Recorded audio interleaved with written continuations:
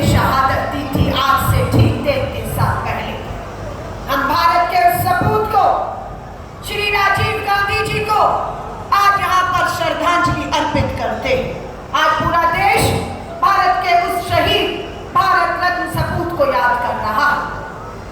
सपने देखे थे इस भारत के युवा प्रधानमंत्री राजीव गांधी जी ने, पंचायती राज लेकर आए और आज हमारी बहनों को अधिकार दिया कि 14 लाख बहनें आज हमारी पंच और सरपंच बनी बैठी हैं। ये राजीव गांधी जी की देन थी। आज 18 साल का युवा पहली बार मतदान कर रहा है, वो भी श्री राजीव गांधी जी को याद कर रहा है कि 18 साल के युवाओं को मतदान देने का अधिकार श्री राजीव गांधी जी की सोच का नतीजा था। आगे बढ़ेंगे, दूरसंचार संचार क्रांति। आज हर एक के पास मोबाइल फोन है, देश और विदेशों में बात ही करते हैं एक दूसरे से।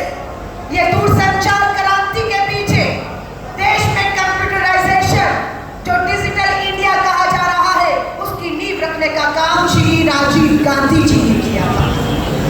आज उन्हीं के सपनों को राहुल गांधी जी पहले भारत जोड़ो यात्रा, फिर भारत जोड़ो न्याय यात्रा, 10,000 किलोमीटर की यात्रा करते हैं। और आज एक तरफ भाजपा का हरियाणा, दिल्ली डबल इंजन की सरकार, 10 साल का कुशासन, अन्याय, अत्याचार है, तो एक तरफ राहुल गांधी जी की 10,000 किलोमीटर की भारत जोड़ो न्याय यात्रा। और आपको कह रही हूँ 27 राज्यों के दौरे करके आज यहाँ पर पहुंची हूँ। कल 5वें चरण का चुनाव समाप्त हो चुका। संदेश साफ है कि ये तानाशाह सरकार हरियाणा